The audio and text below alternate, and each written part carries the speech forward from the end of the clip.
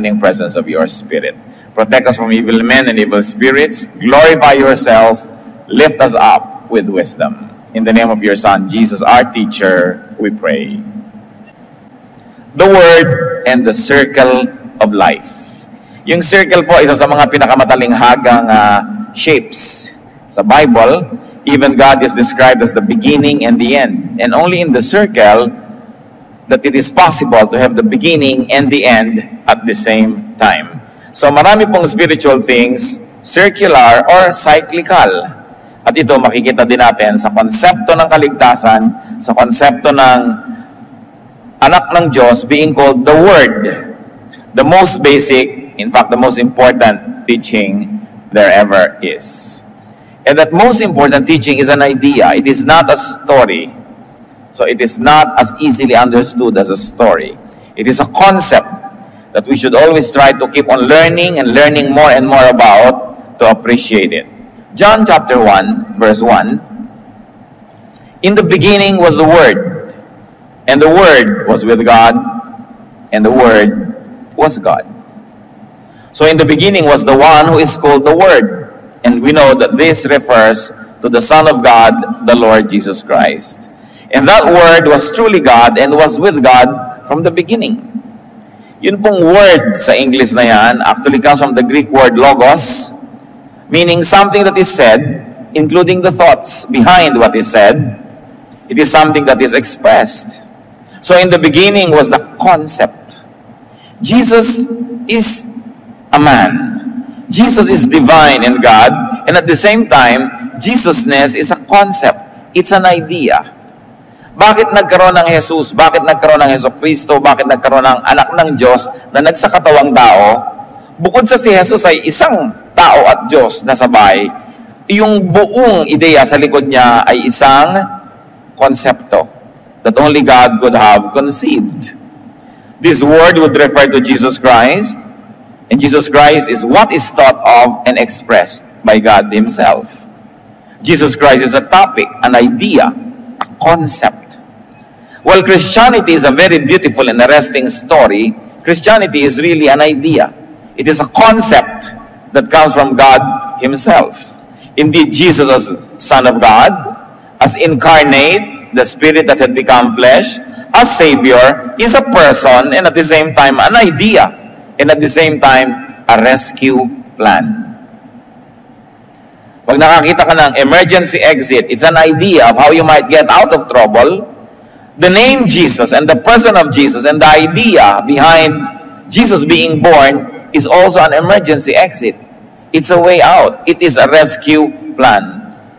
So the whole person and ministry of Jesus is an idea that was with God in the beginning.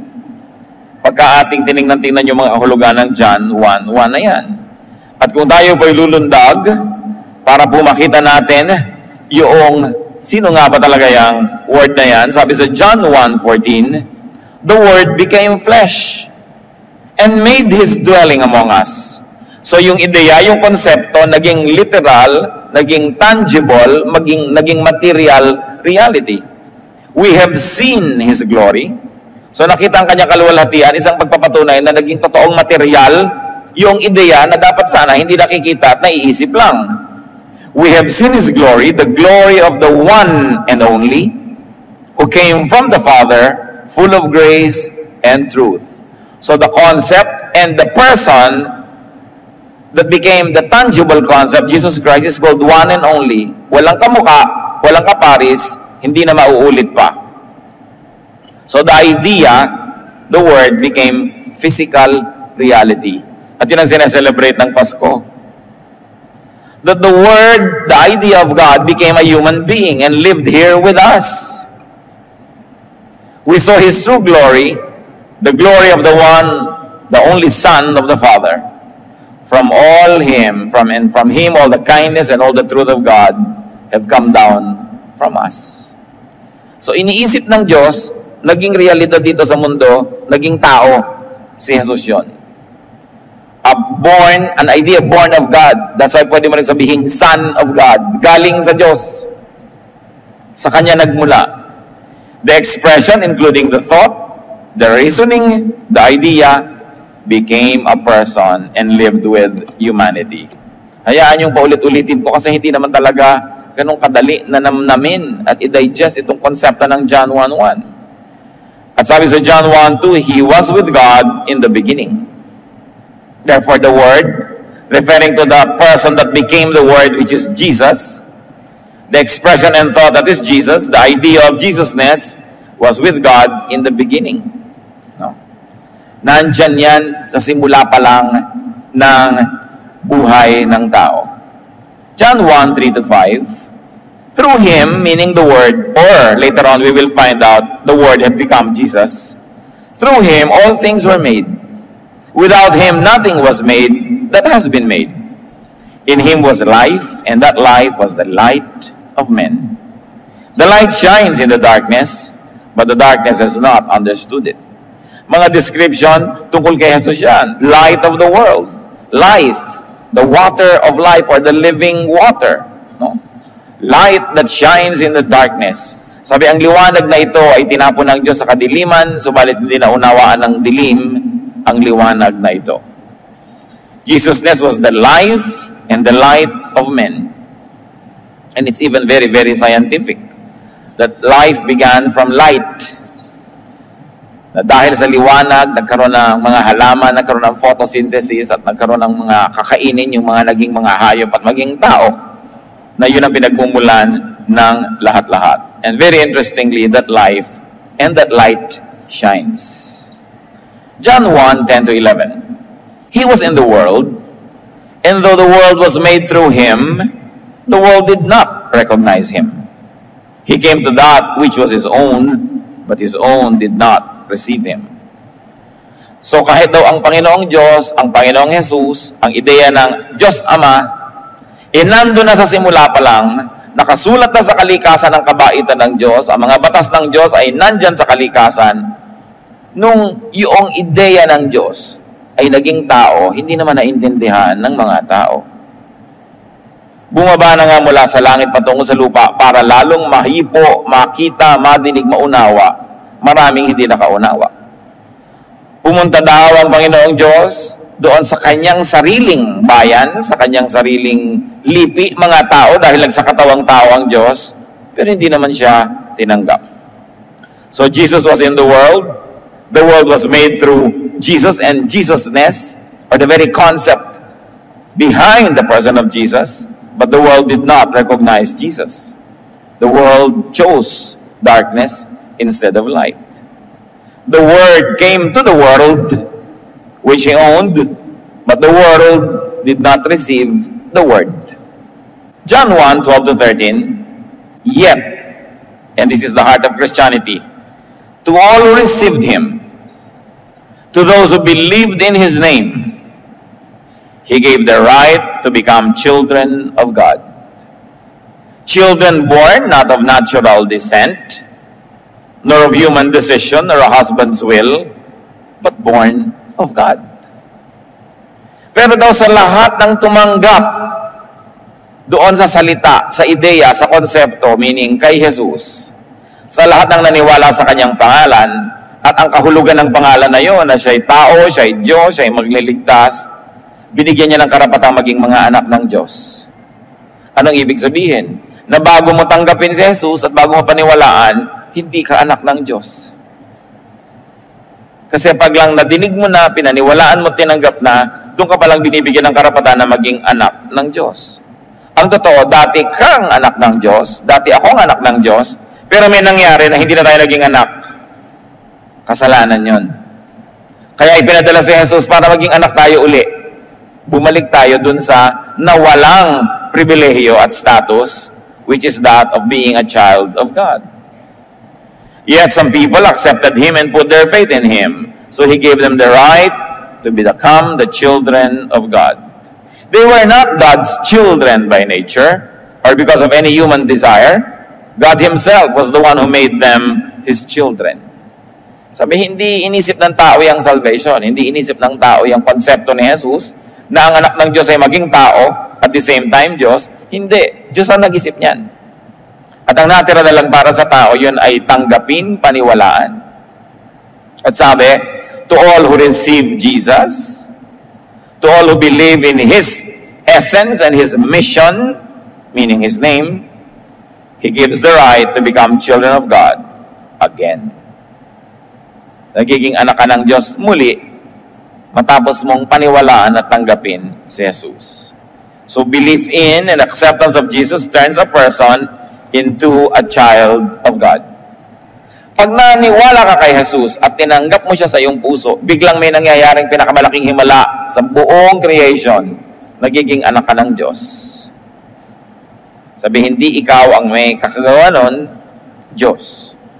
And you are born not from the flesh, not of man, but of God. Ibig sabihin, hindi yan natural process. It is a supernatural process. Himala para mangyari yon. Ano po ang premise? Anong pinagmumula ng mga ideya na ito? Bakit kailangan mangyari that the Son of God would become Jesus, the man, and God at the same time? May pinagmumula niya na background because man was born of God. At sinabi niyan sa chapter 1, nagmula ang lahat sa Diyos, lalo na ang tao. So God made man. That's premise 1. The idea and the expression of the thought of having human beings came from God. Genesis 1, 26 to 27. Then God said, let us make man in our image, in our likeness. So God created man in His own image. In the image of God, He created him. Male and female, He created them. So ang babae at lalaki, parehong ginawa sa wangis ng Diyos. At Diyos ang lumikha. Yun ang unang premise. Diyos lumikha ng tao na kamukha niya. Kawangis niya, dahil ang espiritu ng tao na yon, espiritu niya, wala nang iba. Man is the Spirit of God, made to dwell in the flesh. Made to dwell in dust, in the body that we have. Yun lang ang pinagkaiba ng tao sa Diyos. Yung espiritu ng Diyos at espiritu ng tao, pareho. Pero ang espiritu ng tao, pinatira ng Diyos sa katawan, sa lupa. Samantalang yung Diyos na natiling walang ganong katawan, espiritu lang siya. So actually, the first incarnation, God's Spirit manifesting in the flesh, is man. Si Jesus ang pangalawang incarnation ng Diyos. Pero yung Diyos, ginawang tao, tumira sa katawan, yun ang unang incarnation. Yun ang unang creation. That was God's Spirit housed in flesh. Genesis 2:7, the Lord God formed the man from the dust of the ground and breathed into his nostrils the breath of life, and the man became a living being. So ang espiritu ng Diyos, naglagay siya, isinama niya sa lupa, naging tao, pero espiritu rin niya yon, kaya image niya. But the Spirit of God was made one with dust, with flesh, to live a spiritual and an earthly life. So dalawa ang buhay ng tao. Spiritual dahil may espiritu siya, earthly at material dahil may katawan siya. Men are those who live in houses of clay, whose foundations are in the dust. Yan ang pinagkaiba ng tao sa Diyos. Nakatira siya sa tahanang alabok. Palayok lang ang tinitirhan niya. The spirit is eternal, but the body is not. 1 Corinthians 6:19, do you not know that your body is a temple of the Holy Spirit?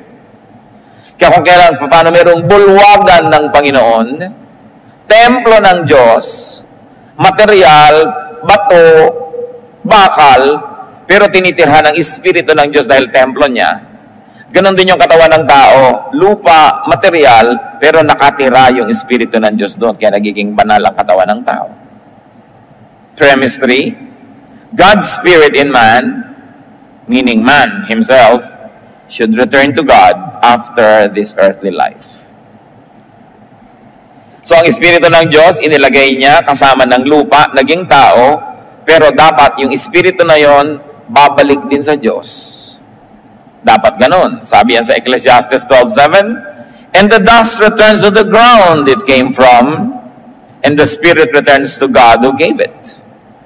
So ito ang magandang nangyayari sa kamatayan dapat.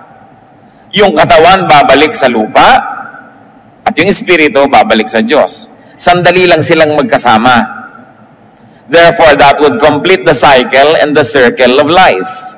The Spirit of God, inilagay sa lupa, na buhay ng kung gaano man kahabang panahon, pero yung lupa, mamamatay din, yung Espiritu babalik sa Diyos. Hindi naman ipinaliwanag ng Diyos kung bakit may ganung excursion, yung Espiritu niya, na naging tayo, pero tayo, hindi siyang siya dahil meron tayong katawan.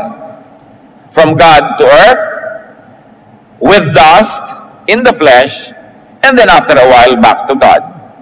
Yun ang kahulugan ng buhay. Kaya ang tawag sa atin, we are pilgrims. Tayo'y nakikiraan lang sa lupang ito. Hindi talaga tayo taga rito dahil tayo'y taga-langit. Kasama tayo ng Diyos, inilagay dito sa mga dahilang hindi niya ipinaliwanag, pero ang dapat purpose ng life, pagkatapos na yung lupang katawan, ay mamatay na, bumalik sa Diyos ang Espiritu. Dapat bumabalik. Kaya nung si Stephen, nung binabato, ang sabi niya sa Acts 7:59, Lord Jesus, receive my spirit. Binabato nila ang katawan ko, mamamatay ang katawan ko, dudugo, o ubos ang dugo ko, o dudurog ang aking buto, babalik ako sa lupa, pero yung espiritu ko, tanggapin mo, Panginoon, babalik ito sa'yo. Kaya ang kamatayan, ang number 1 na nagpapalaya sa tao para makabalik sa Diyos. Hindi yan kinatatakutan ng mga mananampalataya. Bagamat dahil tayo ay nakatira sa katawan na ito, natural, wired tayo to protect the body, wired tayo, nakaprogram tayo to love life in this world because we are of the world din, dahil may lupa tayong katawan. Pero yun ay habang nakakatira pa ka pa lang dyan. Pero oras na oras na namatay yung katawan at nakalaya yung espiritu, ang pagpapasalamat mo na lang na nakalaya ka na dyan. Kasi maiibang yung buong pananaw pag binitawan mo na yung katawan na yan. Pero may nangyari, mga kapatid. Ang Espiritu ng Diyos, inilagay niya sa alabok, nagkaroon ng tao, mamamatay yung alabok, babalik yung tao sa kanya, pero may nangyari during the excursion. But sin contaminates the spirit and it dies. Yun ang pumasok. Yung dapat sana, yung espiritu mo makakawala sa katawan, babalik ka sa Diyos, pero yung espiritu ay nadumihan ng kasalanan. And because of that, sin traps man away from God and prevents man from returning to God.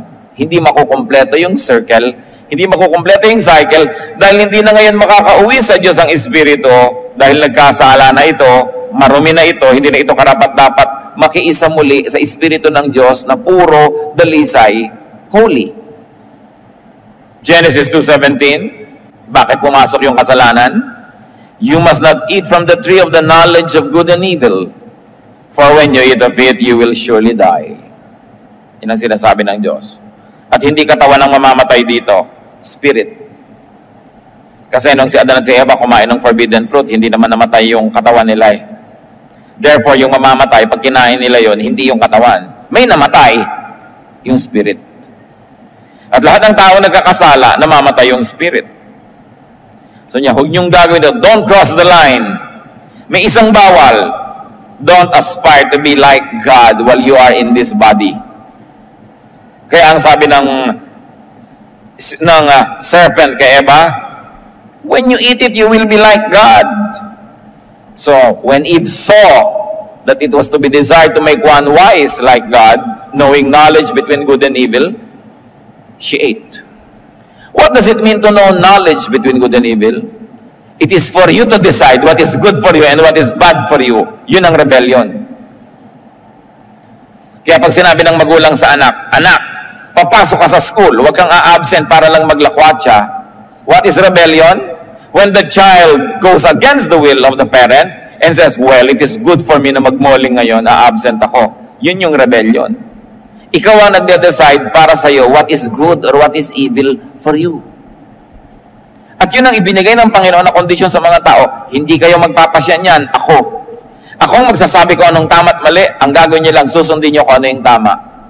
Pero sabi nung ahas, pag kumain kayo niyan, makakapagpasya kayo kung anong tama at mali. In fact, the very act of eating it, you already made a decision what is good for you. And what is good for you, what God said was bad for you.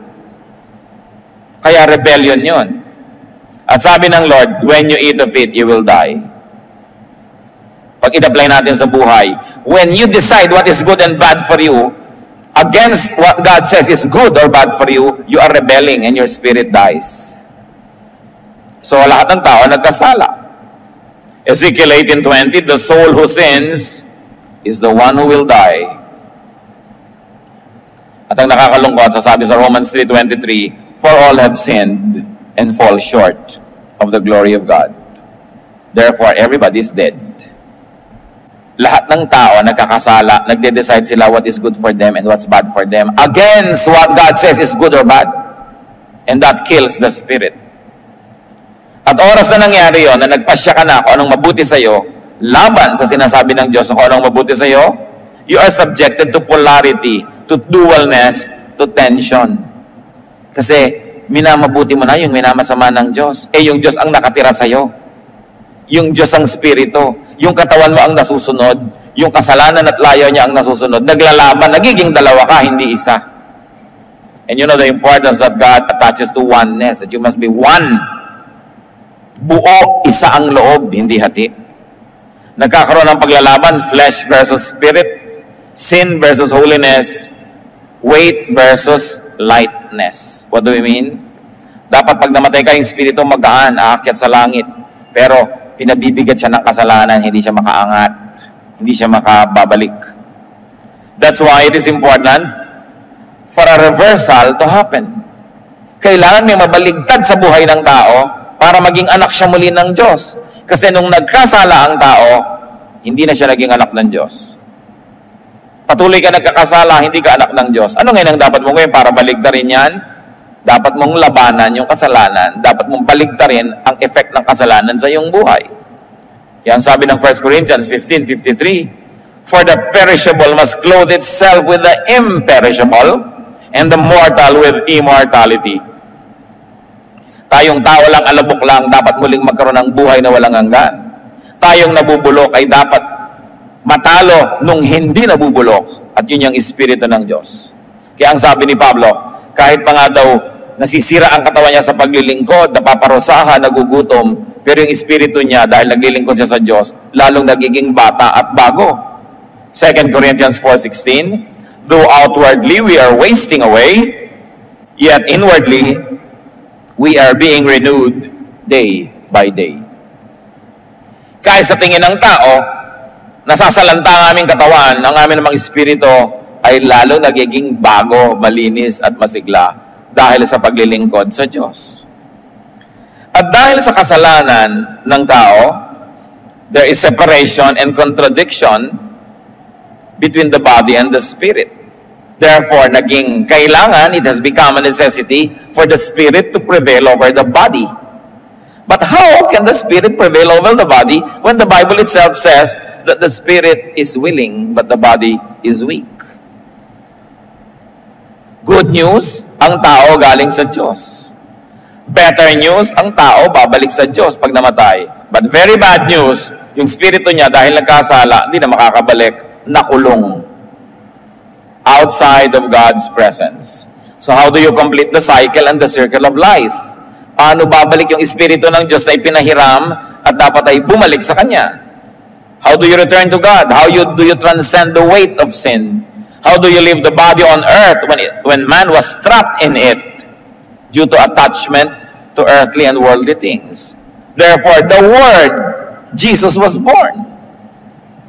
God has the idea. God devises a way and designs a plan to rescue and to save man from death, from condemnation, from the trap of the flesh, which we call salvation. Which is why there is Jesus, and which is why there is the church. Salvation is the reason for everything. Dalawa lang yan mga kapatid, creation and then salvation. Because man and the world that were all created by God were destroyed by sin. Now God operationalizes His plan. What does God do? God sends Jesus.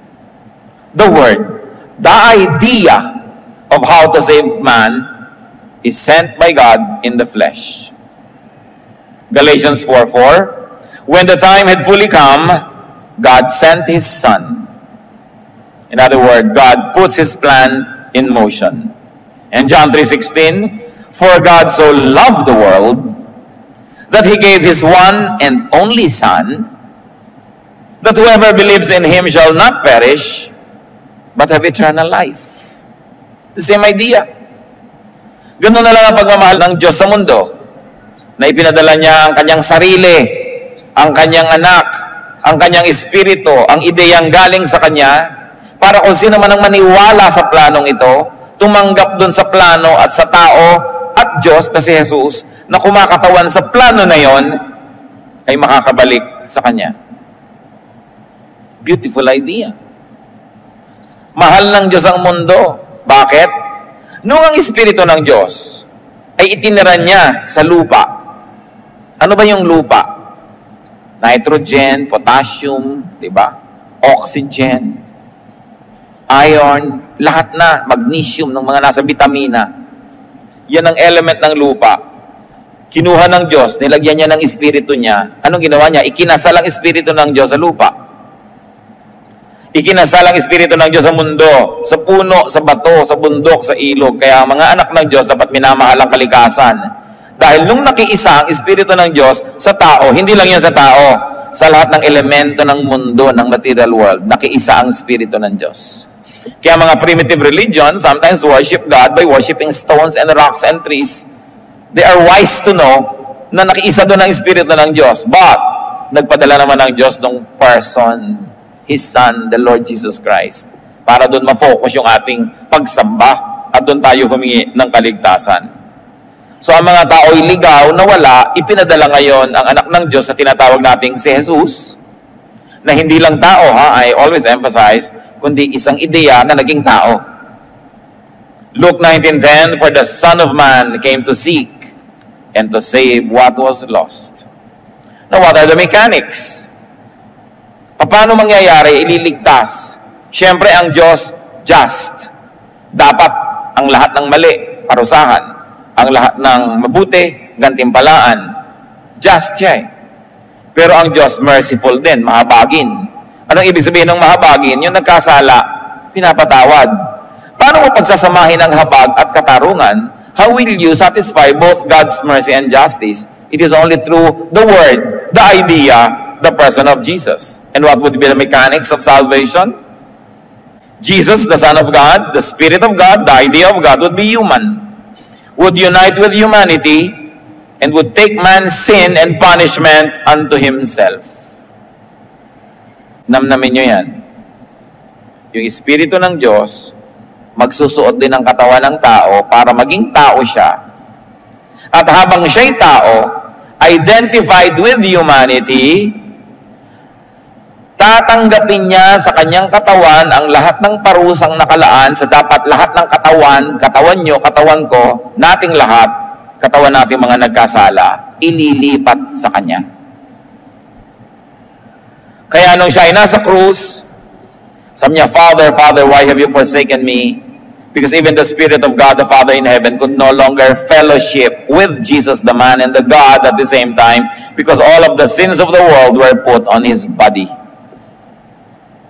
At nung namatay siya, nadala-dala yung kasalanan ninyo at kasalanan ko na nating lahat, nalibing kasama ng kanyang katawan. Anong nangyari? Bumangon ang kanyang espiritu, iniwan yung kasalanan sa libingan, bayad na.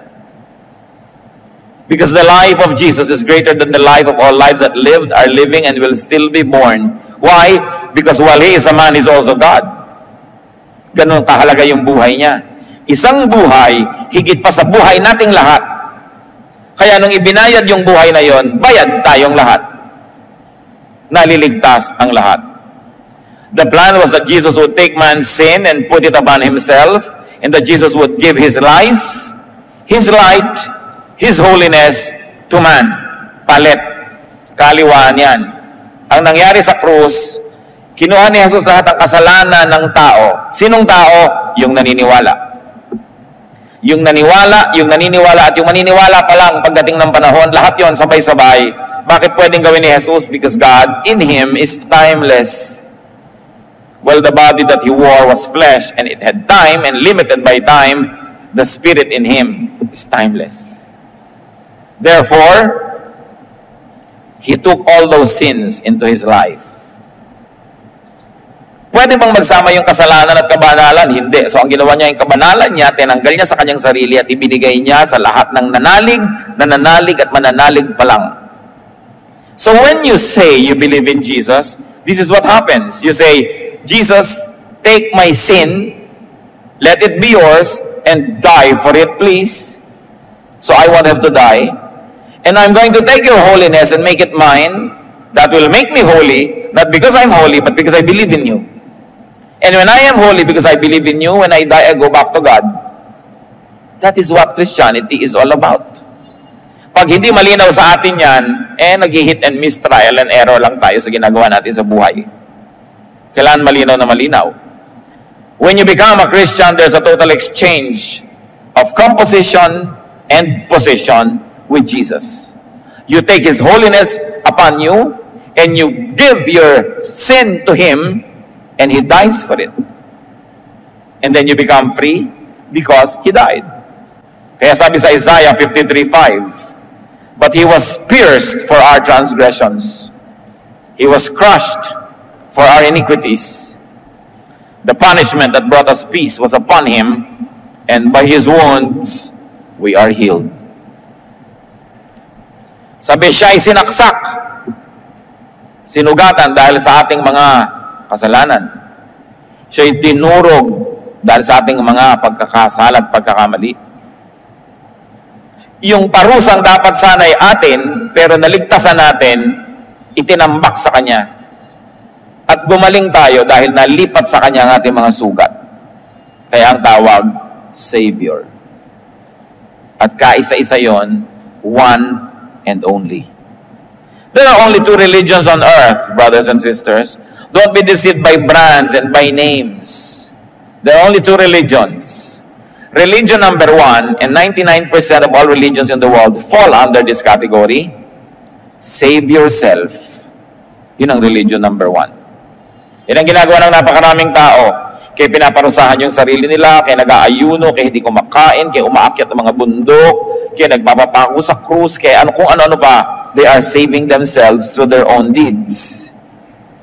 And there is religion number two, biblical Christianity. Jesus, the Son of God, is your Savior. Inaako niya ang kasalanan mo, ibinibigay niya sa iyo ang kanyang kalinisan. That's why you are called a saint. You are called holy. You are called child of God. Not because of your deeds, but by the deeds of Jesus. 1 Peter 2:24. He Himself bore our sins in His body on the tree, meaning the cross, so that we might die to sins and live for righteousness. Kaya ang Kristiyano, binabaptize, ibig sabihin nun, tinanggap niya si Jesus, inilubog siya sa tubig, inilibing na yung dating siya. At pag-ahon niya sa tubig, ano yung sinisimbolize? Bago nang siya. Born again, a new person, a new creation. That's why you begin to have a new life. Kaya pag yung Kristiyano, tumanggap na sa Panginoon, tapos nagpabaptize at lahat-lahat, tapos bumabalik sa kasalanan, sabi sa Bible, the dog returns to its own vomit. Binabalikan mo yung dati mong isinuka na. Bakit?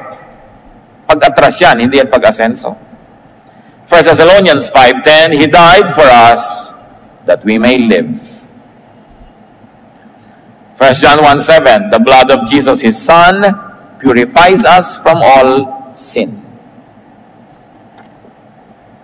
So Jesus, God's Son, God's idea, God's plan, God's Spirit, is man's Savior and friend. Kaya ba nating maunawa? Ang Diyos, ipapadala niya ang kanyang sariling anak, ang sariling espiritu, magsusuot din ang katawan ng tao tulad ng ginawa nung unang tao at ng lahat ng tao. Ginawa din ni Jesus, Espiritu ng Diyos, nagkaroon ng katawan. Anak ng Diyos, nagkaroon ng katawan. Para itong katawan na ito ibayad sa kasalanan ng katawan ng tao. At para yung Espiritu ng Diyos na daladala niya, ipalit doon sa Espiritu ng Diyos na nadumihan na hindi na makabalik-balik sa Diyos, nahugasan yung Espiritu na yon dahil sa dugo ni Jesus. This is the wonder of Christianity. that God would go down to earth, unite, and exchange positions with humanity, die for man's sins, rise as Savior, and then take people back to heaven through the credentials of the Savior. Pumapasok ka sa pinto ng langit, ang ticket mo si Jesus, hindi ikaw. John 5:24, I tell you the truth, whoever hears my word and believes him who sent me has eternal life and will not be condemned. He has crossed over from death to life. Powerful verse. Memorize it. Sabi niyo, sino man makarinig ng aking katuruan at manalig sa nagsugo sa akin at sa nagpadala, yung Ama sa langit, sa ideya niya na iligtas kayo sa pamamagitan ko, meron kang buhay na walang hanggan. Di ka na uusigin, tumtub ka na mula sa kamatayan yan sa buhay. Past na yan. He has also from death to life. You don't cross over from death to life when your body dies. You cross over from death to life when you accept Jesus as Savior and Lord. Here, now, or wait, how it happened. Tapos na. Thus we are free.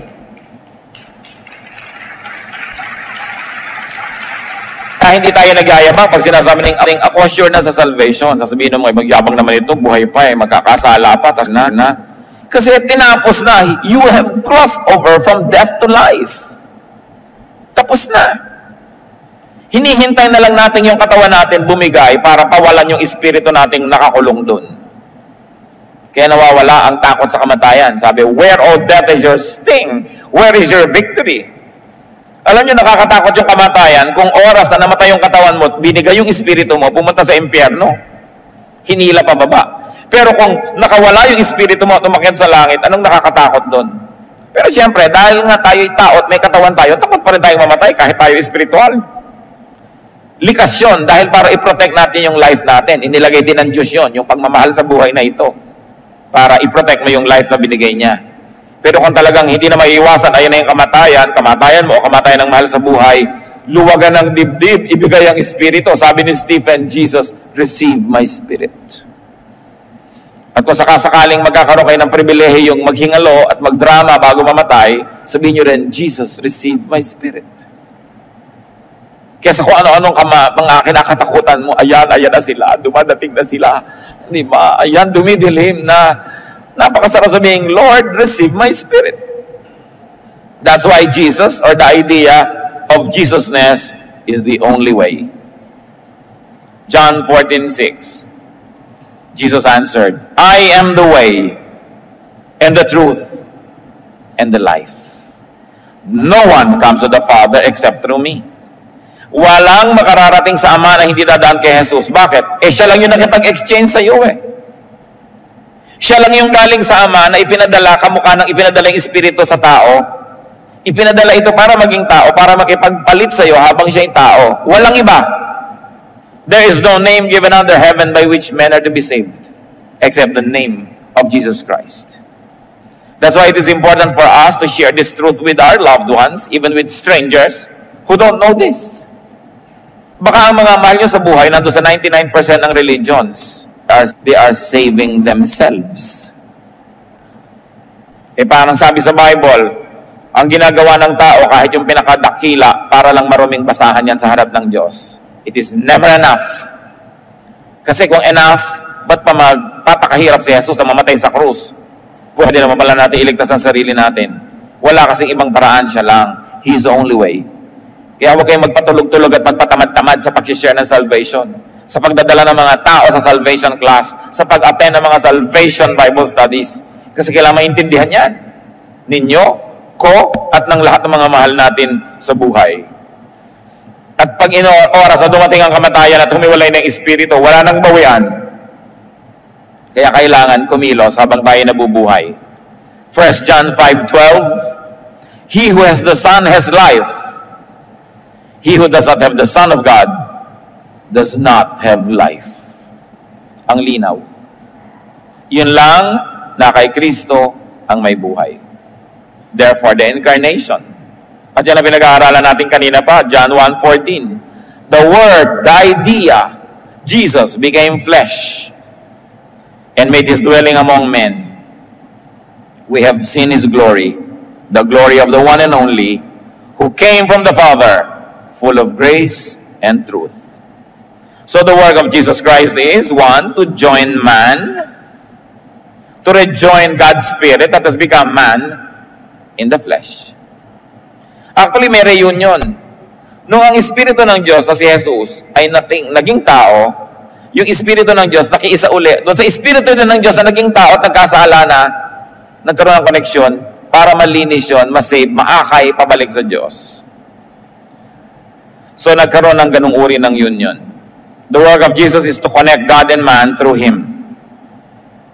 Nalayo na yung tao Yung Espiritu ng tao, nalayo na sa Espiritu ng Diyos. Dumating si Jesus. At dahil siya'y tao, pwede siyang humawak yung isa niyang kamay na tao sa tao. At dahil siya Espiritu, yung Espiritu niya nakahawak sa Espiritu ng Diyos, sa pamamagitan niya na Diyos at tao, yung Diyos at tao ay nagiging isa muli. At kaisa-isa yan, si Jesus lang. Ganun siya kahalaga. Kaya sa pamamagitan ni Jesus, nagiging isa uli tayo sa Diyos Ama. John 14:20, on that day you will realize that I am in my Father, Jesus says, and you are in me, and I am in you. What will happen if Jesus is in the Father, tapos Jesus is in you, and you are in Jesus? It means you will also be in the Father. But without Jesus, you cannot go to the Father. Through Him, naging pwede. So the work of Jesus is to save man, as we have already explained. And then when that man dies, to lead and bring that man back to God in spirit form. Psalm 68:18, when you, the Savior, ascended on high, you led captives in your train. Ikaw na tagapagligtas nung umakyat ka sa langit, ang dami mong kinaladkad, dinala ng mga tao paakyat. Now, what are the hindrances to salvation? What are the hindrances to freedom from sin, freedom from the flesh, freedom from the world? What are the hindrances to weightlessness, para ka lumutang at pumunta sa taas? John 1:10-11, He was in the world, and though the world was made through Him, the world did not recognize Him. He came to that which was His own, but His own did not receive Him. So did not recognize and did not receive. What are the hindrances of salvation? One, ignorance. Lack of recognition of Jesus Christ as the Word of God, as the Savior, as God's way of saving His people. Usually, this also involves lack of recognition of one's true condition and destiny. Yung hindi natin lubos na nakikilala si Jesus at hindi rin natin lubos na nakikilala ang ating sarili. Kasi pag lubos natin kinikilala ang ating sarili, malalaman natin tayo marumi, makasalanan, therefore we need a Savior. Ignorance is an enemy. That's why you need Bible study. You need intellectual understanding. You need knowledge. Kaya dapat ang tao, aral ng aral. Another hindrance of salvation, rejection of Christ. One is rejection because of ignorance, and two is rejection because of false intellect and false wisdom. Yung iba sobrang rumurunong, ayaw na rin maniwala. Yung iba naman sobrang kulang ang karunungan, kaya hindi makapaniwala. Parehong kalaban ng kaligtasan ng Espiritu. Meanwhile, what are the fruits of recognition and acceptance of Christ? The spirit of man becomes a child of God again. Dapat yan ang ambisyon ng bawat tao, maging anak muli ng Diyos matapos magkasala. Man's spirit returns to its pre-sin state when you accept Jesus. John 1:12-13, pabalik-balik tayo para malinaw. Yet to all who received Him, to those who believed in His name, He gave the right to become children of God. Nagiging anak uli ng Diyos. Fruit of recognizing Jesus, the spirit of man is able to return to God. And the spirit of man becomes God-like again. Mahalaga yon, maging kawangis ka uli ng Diyos. 2 Corinthians 3:18, and we are being transformed into His likeness with ever-increasing glory.